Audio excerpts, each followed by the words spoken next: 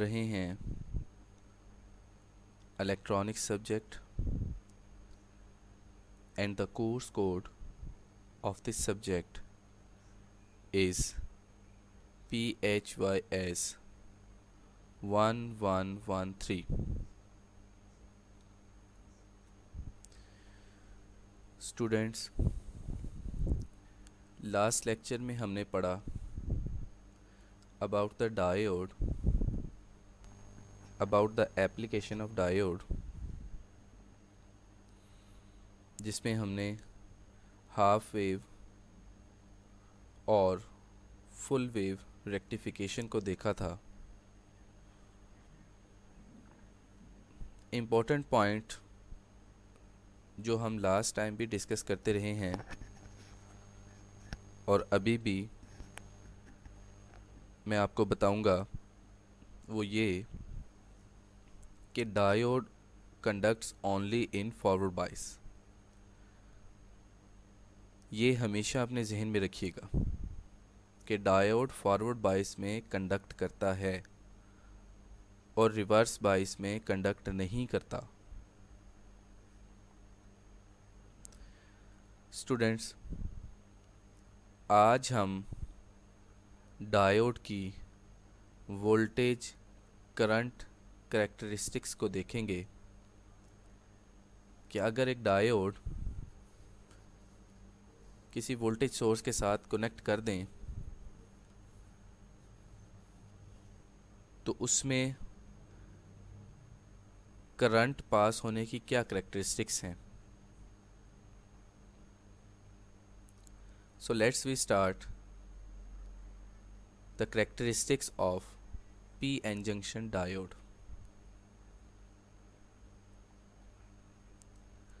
Students, हमने last lecture में ये सारी चीज़ें डिस्कस की हैं डेट द डायोड एक पी-एन जंक्शन डिवाइस है। The positive side is the anode and negative side is the cathode of the diode. If the anode is connected to the positive and cathode is connected to the negative, then this type of biasing is called the forward biasing, and the forward biasing में ये diode conduct करता है। इसी तरह reverse bias में diode conduct नहीं करता।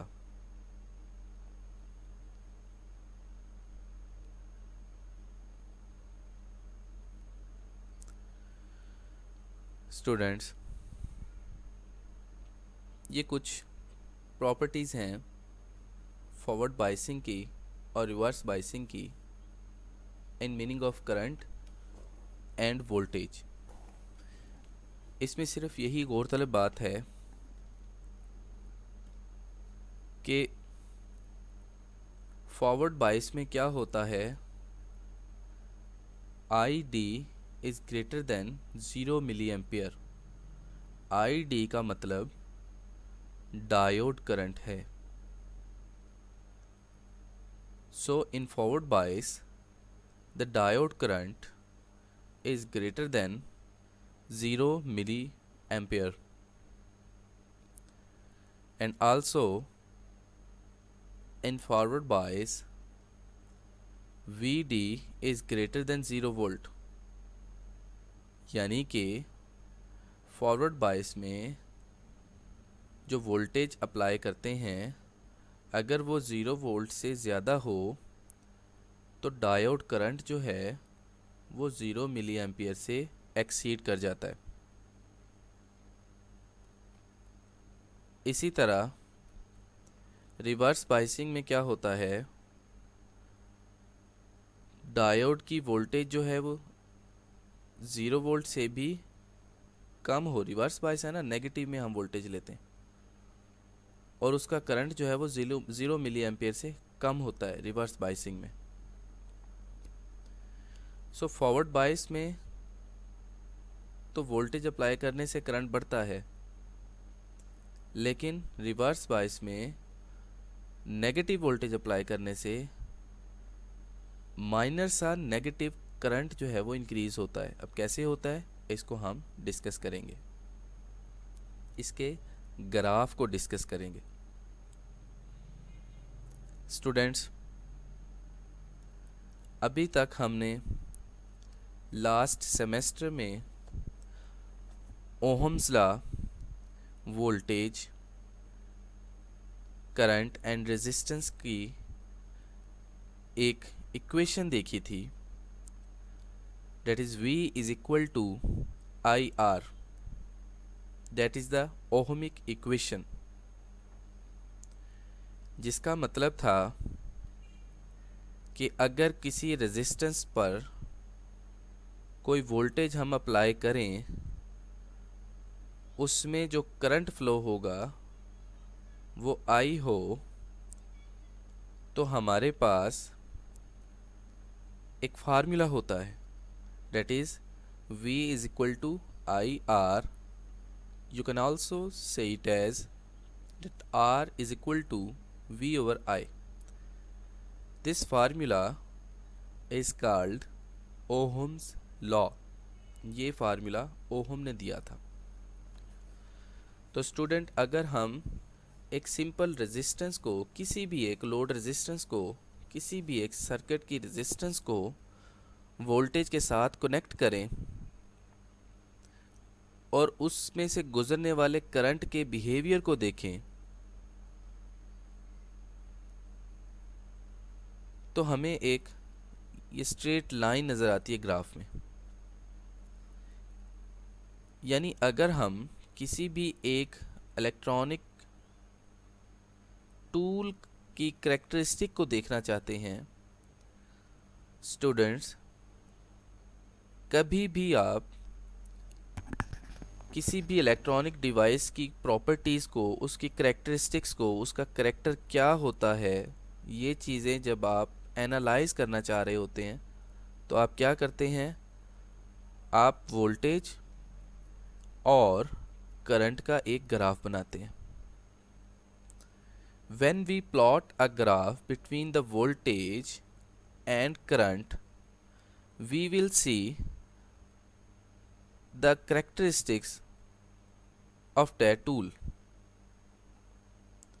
किसी भी इलेक्ट्रॉनिक डिवाइस या किसी भी इलेक्ट्रॉनिक टूल का अगर आपको जायज़ा लेना है, उसकी प्रॉपर्टीज़ को एनालाइज करना है, तो आप हमेशा उस पे वोल्टेज अप्लाई करके और उसमें से गुजरने वाले करंट की वैल्यू को नोट डाउन करते हैं। आप क्या करेंगे, एक कोई जिसकी आपने प्रॉपर्टीज़ को एनालाइज करना है उस पे आप वोल्टेज अप्लाई कर दें, वोल्टेज सोर्स लगा दें, ये वोल्ट मीटर लगा दिया ताकि आपको वोल्ट की वैल्यूज़ मेजर करें, और उसके साथ एम मीटर लगा दिया ताकि आप करंट की वैल्यू को मेजर करें। तो अगर मुझे इस एक इलेक्ट्रॉनिक टूल की प्रॉपर्टीज़ को जांचना है, I need to analyze the characteristics or properties of this electronic tool. I will apply the voltage and I will note down the value of current over the voltage.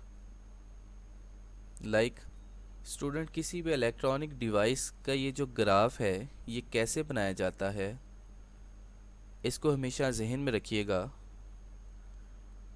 कि आप एक electronic device को voltage के साथ connect करें और उसमें से गुजरने वाले करंट की वैल्यू को नोट डाउन करते रहें। कैसे,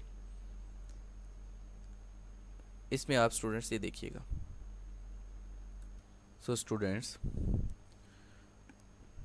लेट्स सपोज मैं अभी 2 वोल्ट अप्लाई कर रहा हूँ, और जब मैंने 2 वोल्ट अप्लाई किया तो जो मेरे पास एम्पेयर मीटर में जो वैल्यू आई करंट की, फ़र्ज़ कर लेते हैं वो 2 मिली एम्पेयर आ गई। वोल्टेज को हम वोल्ट में मेजर करें और करंट को हम मिली एम्पेयर में नोट करें। तो स्टूडेंट्स,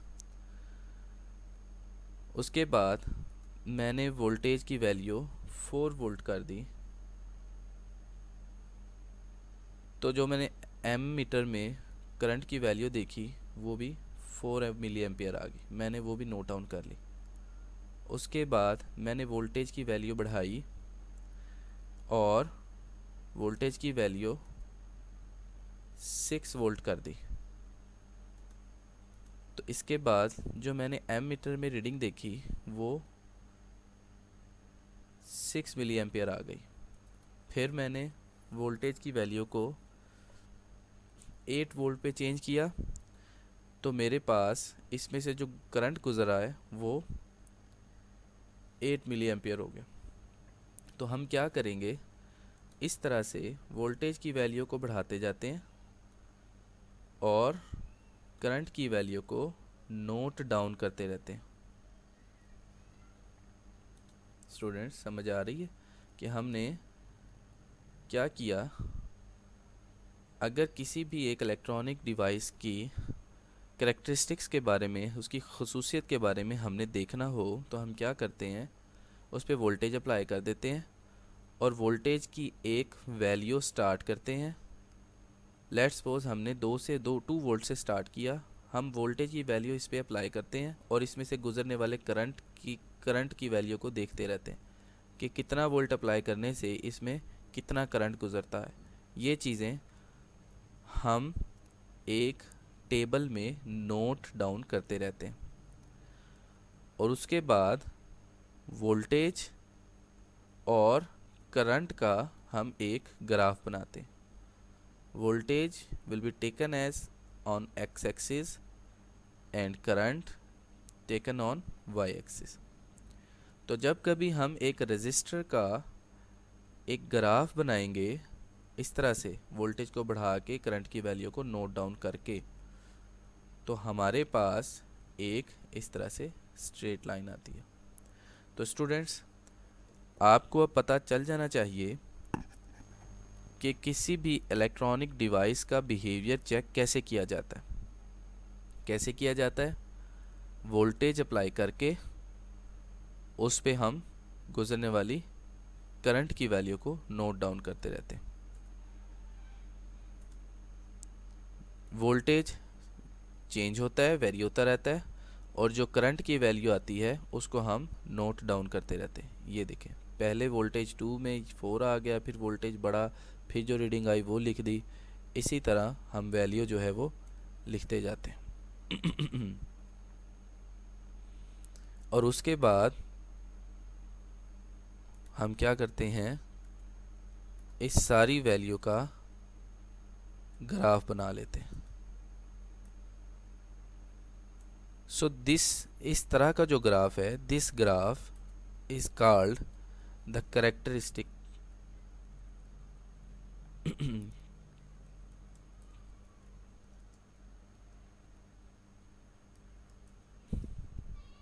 of इलेक्ट्रॉनिक डिवाइस या टूल। तो किसी भी इलेक्ट्रॉनिक डिवाइस का ग्राफ हम कैरेक्टरिस्टिक कर्व जो है हम इस तरह से बना लेते हैं। So now come towards the main point. अब हम कैरेक्टरिस्टिक कर्व बनाएंगे, किसकी कैरेक्टरिस्टिक्स बनाएंगे, किसकी? डायोड की। तो डायोड की कैरेक्टरिस्टिक्स कैसे बनाएंगे?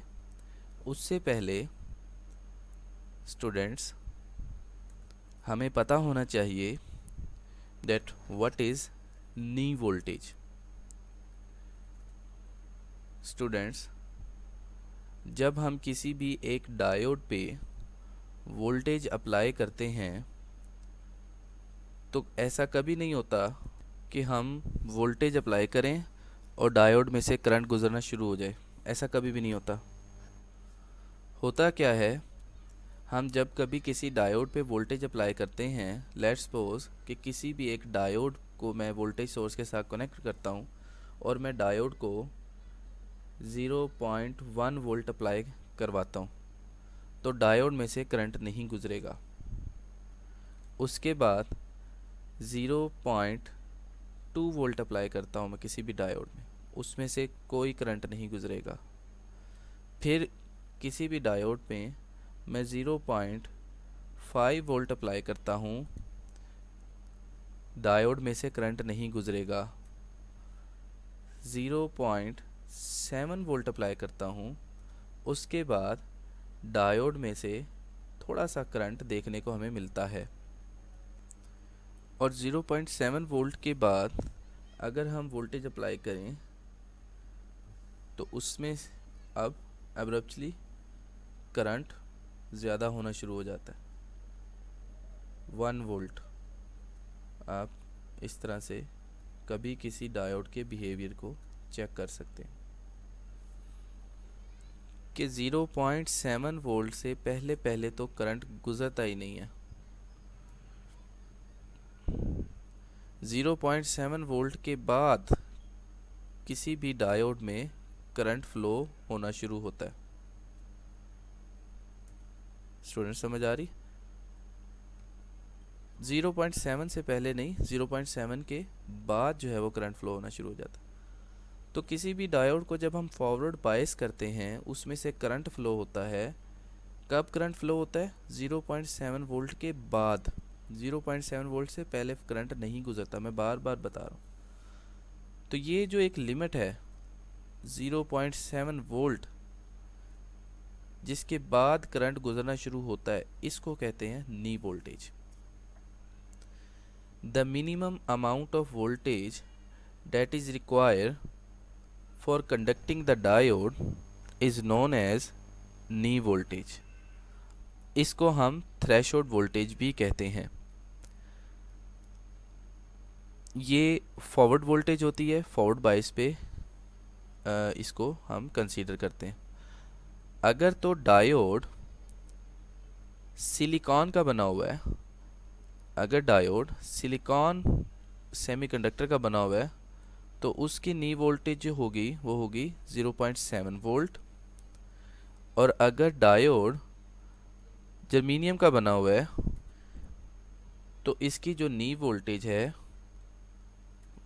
वो 0.3 वोल्ट हो जाएगी। तो नी वोल्टेज का स्टूडेंट्स आई होप कि आपको पता चल गया कि वो मिनिमम अमाउंट ऑफ वोल्टेज जिसके बाद डायोड में करंट गुजरना शुरू होता है, इसको हम कहते हैं नी वोल्टेज।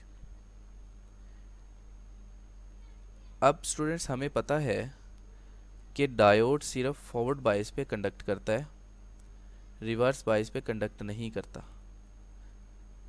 लेकिन अगर डायोड को रिवर्स बायस में कनेक्ट करें, रिवर्स बायसिंग करें किसी एक डायोड की, तो वो कंडक्ट नहीं करता।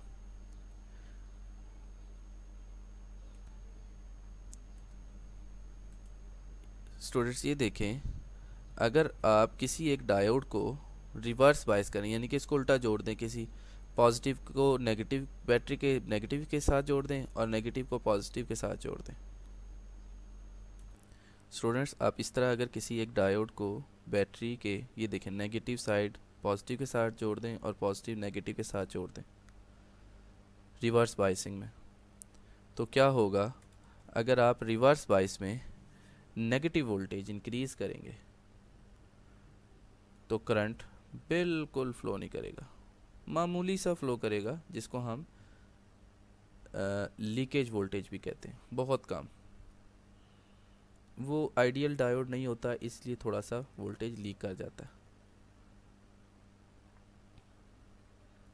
ठीक है, लेकिन अगर हम बैटरी की वैल्यू को बढ़ाते ही जाएं, बहुत ज़्यादा बढ़ा दें, लेट्स सपोज कि अगर 2 वोल्ट वाला एक डायोड है और उस पर 20 वोल्ट हमने रिवर्स बायसिंग में वोल्टेज अप्लाई कर दी, क्या होगा?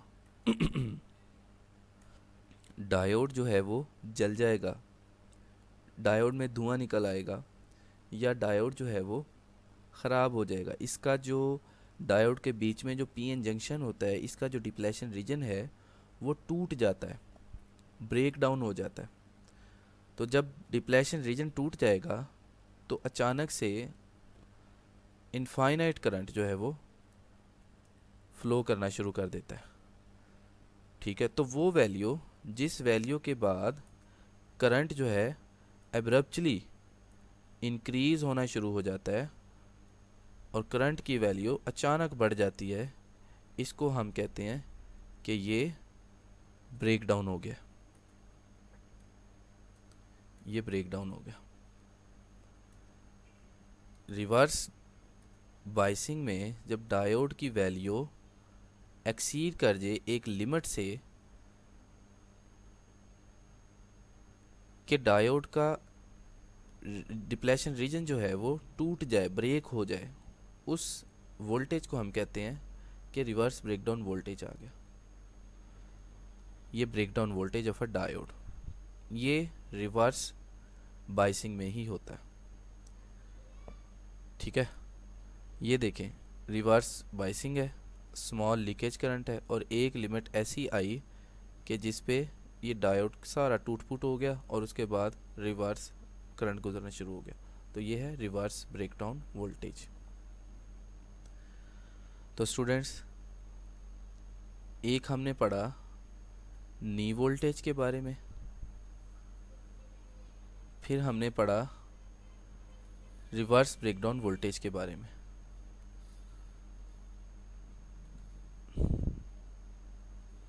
नी वोल्टेज एक वो वोल्टेज होती है कि minimum amount of voltage that required to conduct the diode, उसको हम कहते हैं नी वोल्टेज। और रिवर्स बाइस में जो रिवर्स ब्रेकडाउन है, रिवर्स ब्रेकडाउन एक वो रिवर्स वोल्टेज की वैल्यू होती है जिसके बाद डायोड का जंक्शन जो है वो टूट जाता है और इनफाइनाइट करंट जो है वो फ्लो करना शुरू कर देता है। तो नी वोल्टेज के कॉन्सेप्ट के बाद हम फॉरवर्ड बायस डायोड को देखते हैं। ये देखें, डायोड में हम वैल्यू वोल्टेज की वैल्यू बढ़ा रहे हैं। एक डायोड में हम वोल्टेज की वैल्यू 0.1 से बढ़ा रहे हैं। तो जैसे ही 0.7 पे वैल्यू गई, नी वोल्टेज होता है ना, ये minimum amount of voltage required to conduct the diode. So जैसे ही नी वोल्टेज पे वैल्यू गई, करंट जो है वो एब्रप्टली इंक्रीज हुआ और नी वैल्यू के बाद अगर हम वोल्टेज बढ़ा रहे हैं तो करंट जो है वो बढ़ रहा है। ये देखें, ये आप डायोड की फॉरवर्ड बाइसिंग में एक कर्व देख रहे हैं, ऐसे एक ग्राफ बनेगा। ये डायोड का ग्राफ है। कब लीनियर होता है ये? 0.7 वोल्ट के बाद। 0.7 वोल्ट से पहले किसी भी डायोड में करंट नहीं गुजरेगा। क्यों नहीं गुजरेगा? Because the knee voltage of the diode is 0.7 voltage. 0.7 voltage, इसको नी वोल्टेज भी कहते हैं और पोटेंशियल बैरियर भी कहते हैं। पोटेंशियल बैरियर जो डायोड का होता है, ये वाला दरमियान वाला, 0.7 वोल्ट से पहले ये पोटेंशियल बैरियर जो है, ये बीच में जो पीएन जंक्शन है, ये करंट को नहीं गुजरने देता। 0.7 वोल्ट के बाद ये पोटेंशियल बैरियर जो है करंट गुजरने देता है। So this is for the forward bias diode. So the forward bias is a condition that allows the current through PN junction. जैसा कि डायोड में अभी हमने किया था कि डायोड को वोल्टेज के साथ कनेक्ट कर दें और इसका एक ग्राफ बना लें। यही हमने किया, वोल्टेज बढ़ाते जा रहे हैं और डायोड में से गुजरने वाले करंट की वैल्यू को नोट डाउन करते जा रहे हैं और बाद में फिर हमने इन वैल्यूज़ का एक ग्राफ बनाया। ये ग्राफ बना लिया इन वैल्यूज़ का। So this graph is for forward bias voltage. ये forward bias voltage का ग्राफ है, like this. What happen in reverse biasing? reverse biasing में क्या होता है कि किसी भी एक डायोड को जब हमने रिवर्स बायस किया तो क्या हुआ, एक स्पेसिफिक वोल्टेज तक तो करंट नहीं गुजरेगा, लेकिन जब वोल्टेज वैल्यू ज़्यादा हो जाती है तो डिप्लेशन रीजन जो है वो टूट फूट का शिकार हो जाता है और इनफाइनाइट करंट गुजरता है after a knee voltage. Student समझ आ रही है? ये देखें, ये नी वोल्टेज, ये है नी वोल्टेज। नी वोल्टेज के बाद रिवर्स ब्रेकडाउन अकर हो जाता है और करंट जो है वो इनफाइनाइट गुजरना शुरू हो जाता है। ये रिवर्स बाइसिंग में होता है। फॉरवर्ड बाइसिंग में